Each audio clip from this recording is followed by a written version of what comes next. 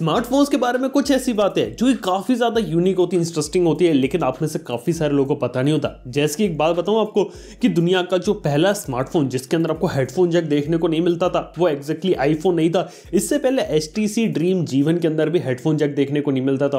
और तो और बात यह कि ओप्पो ने तो एक बार बिना हेडफोन जैक वाले फोन्स भी निकाले थे। ओप्पो फाइंडर की बात करें जो कि 6.65 mm की थिकनेस के साथ आता था। फोन की पतला काफी ज्यादा हो गया था, जगह कम थी, इसलिए उसके अंदर से भी हेडफोन जैक हटा दिया था। यहां तक कि इसके बाद ओप्पो ने अपना ओप्पो R5 भी निकाला था 4.85 mm की थिकनेस के साथ, जिसे दुनिया का स्लिमेस्ट फोन उस जमाने में बोला गया था। उसके अंदर भी हेडफोन जैक नहीं था। और देखा जाए तो उस समय जब TWS वायरलेस ब्लूटूथ ईयरफोन्स इतने पॉपुलर नहीं होते थे, और देखा तो इस प्रॉब्लम को सॉल्व करने के लिए इन्होंने बॉक्स के अंदर एक अडेप्टर भी दिया था। ये काफी इंटरेस्टिंग चीज है। हालांकि देखा तो ओप्पो का जो फोन था वो स्लिमेस्ट फोन नहीं था। जो स्लिमेस्ट फोन था वो था वीवो का X5 Max जो कि 4.75 mm की थिकनेस के साथ आता है, और उसके अंदर आपको सरप्राइजिंगली हेडफोन जैक देखने को मिल गया था। लेकिन उसके अंदर हेडफोन जैक को इंप्लीमेंट करने के लिए जो थिकनेस होती है, जो साइड का जो पोर्शन होता है, थोड़ा सा एक्सटेंड किया गया था।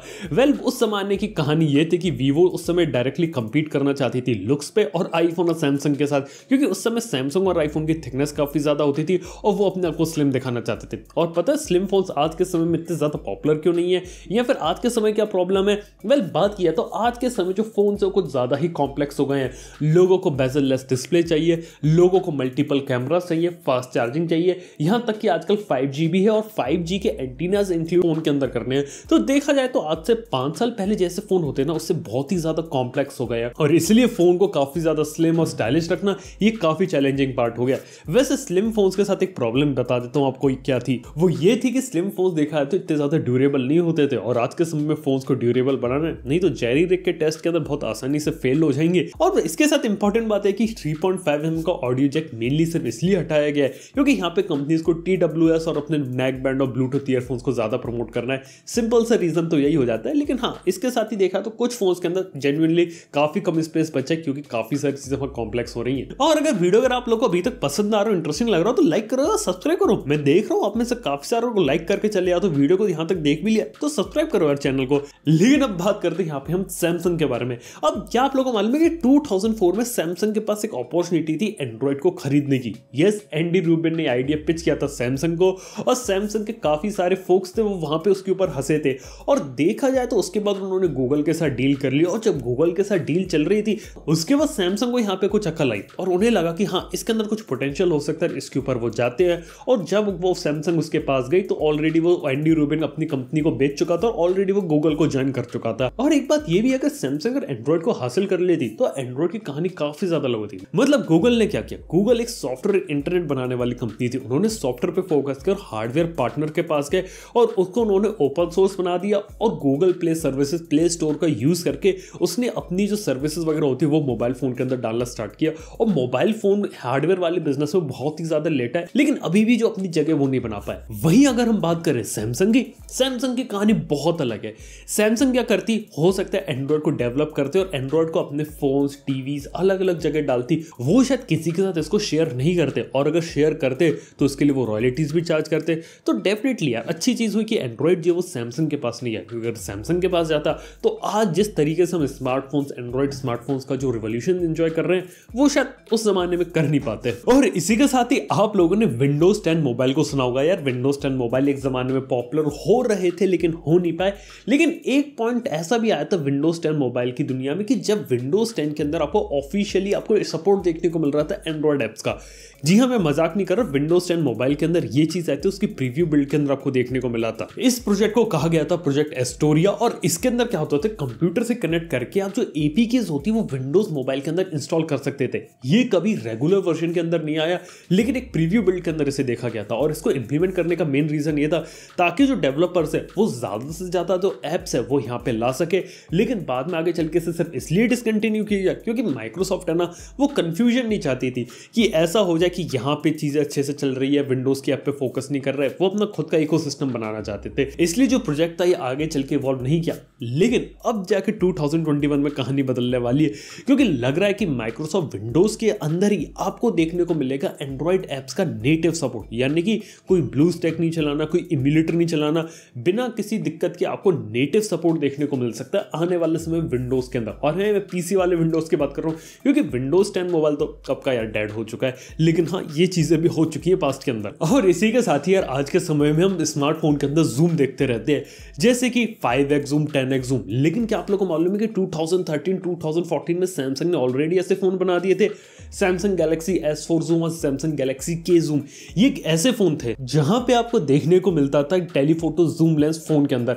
अब देखा है तो ऐसा नहीं कि मल्टीपल लेंसेज इंप्लीमेंट किए थे, ये काफी तक उस जमाने के पॉइंट एंड शूट कैमरे जैसा था कि पॉइंट एंड शूट कैमरा के अंदर उन्होंने फोन को इंप्लीमेंट कर दिया। और देखा जाए उसके अंदर आप ऑप्टिकल जूम को अचीव कर पा रहे थे सिर्फ सिंगल लेंस का यूज करके। प्रॉब्लम पता है क्या थी, फोन काफी ज्यादा बड़ा हो गया था, काफी ज्यादा बल्कि हो गया था। इवन फोन के अंदर उस समय जो इमेज सेंसर भी यूज किया जा रहा था वो भी पॉइंट एंड शूट कैमरे का यूज किया जा रहा था। और प्रॉब्लम ये थी कि वो ऐसा नहीं लगता था कि मोबाइल फोन है, वो देखने में काफी हद तक कैमरे जैसा लगता था। और बात की जाए तो टेलीफोटो जूम लेंस की जो कैपेबिलिटीज थी वो काफी अच्छी अचीव करी थी वहां पे। लेकिन इसका नुकसान ये था कि जब भी आप इसको नॉर्मल तरीके से यूज करते थे तो चीजें कॉम्प्लेक्स हो जाती थी और इमेजेस के जो रिजल्ट थे वो उतने अच्छे नहीं आ पाते थे। कंसेप्ट काफी अच्छा था, लेकिन प्रॉब्लम ये थी अपने समय से बहुत आगे की चीज थी। और इस चीज को आगे चल के सॉल्व किया दूसरी कंपनी ने, जैसे ओप्पो और हुआवे ने, जब इन्होंने अपने फोन्स के अंदर धीरे धीरे पेरिस्कोप बेस्ड जूम टेक्नोलॉजी को इंप्लीमेंट किया। वैसे देखा तो यहाँ पे आईफोन ने भी इस चीज को इंप्लीमेंट किया था आईफोन 7 प्लस में। और देखा तो जूम एक ऐसा फीचर है जो आज के समय में धीरे धीरे पॉपुलर हो रहा है। और एक खास बात बता देना चाहता हूं, जो उस जमाने में काम सिर्फ सिंगल कैमरा का यूज करके किया जा रहा था, आज वही काम मल्टीपल कैमरास का यूज करके किया जाता है। एक वाइड एंगल लेंस रखा जाता है, एक जूम के लिए रखा जाता है, 5x 10x। जी हाँ, इस तरीके की चीजें मार्केट के अंदर चली है, लेकिन उसका जो इंप्लीमेंटेशन अभी आपको देखने को मिल रहा है वो काफी ज्यादा अलग है। और 2013-2014 में ये चीज अपने समय से काफी ज्यादा आगे की थी। और इसी के साथ ही क्या आप लोगों को मालूम है, जब पहला गैलेक्सी नोट जब रिलीज हुआ था तब उस जमाने में जितने भी क्रिटिक्स थे, टेक रिव्यूअर्स थे, जितने भी इंडिया के ब्लॉगर या इंडिया के न्यूज चैनल्स थे या बाहर के थे, सब लोगों ने उसे बड़ा सा फ्लॉप करार दिया था। यानी कि उसके पीछे का रीजन ये था कि उस समय वो 5.3 इंच के डिस्प्ले के साथ आता था और मैक्सिमम एंड्रॉइड फोन उस समय 4 इंच के साथ आते थे। आईफोन उस समय 3.5 इंच के डिस्प्ले के साथ अटका हुआ था और 5.3 इंच एकदम से इतना ज्यादा बड़ा हो गया था, फेवरेट साइज का हो गया था कि किसी को चीज पसंद ही नहीं आती, स्पेशली किसी भी टेक रिव्यूअर को।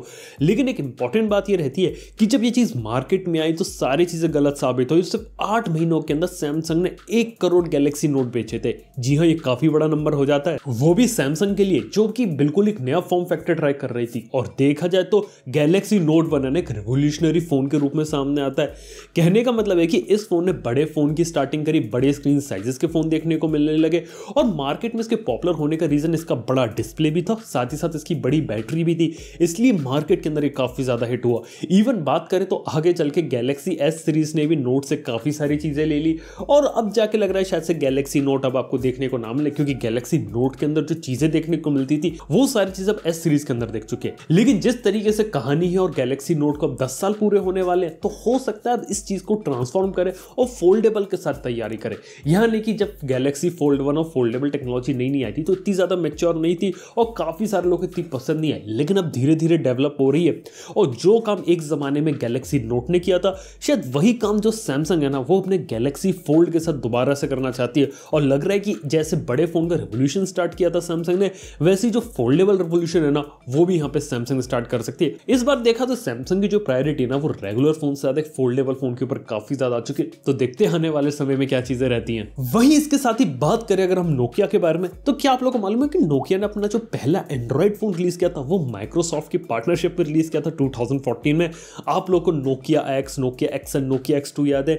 जी हाँ, ये बहुत ही ज्यादा बेसिक फोन थे, अफोर्डेबल फोन थे, हार्डवेयर भी अच्छा नहीं देखने को मिलता था। इवन अगर हम बात करें इसके अंदर एंड्रॉइड की, तो ये भी विंडोज का जो टाइल यूआई होता है ना बिल्कुल वैसा ही देखने को मिलता था। और यहां तक कि इसके अंदर आपको प्ले स्टोर भी देखने को नहीं मिलता था, खुद नोकिया का स्टोर देखने को मिलता था।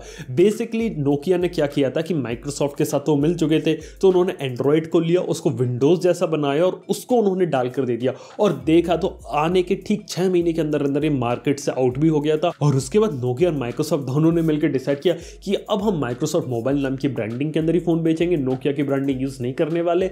और यहाँ पे हम विंडोज मोबाइल के ऊपर थोड़ा ज्यादा फोकस करेंगे। लेकिन यार वो चीज भी नहीं चली और आगे चल के नोकिया का जो ब्रांड नेम है वो HMD ग्लोबल लाइसेंस किया और उसके बाद से आपको दोबारा से नोकिया के फोन्स मार्केट के अंदर देखने को मिल रहे हैं।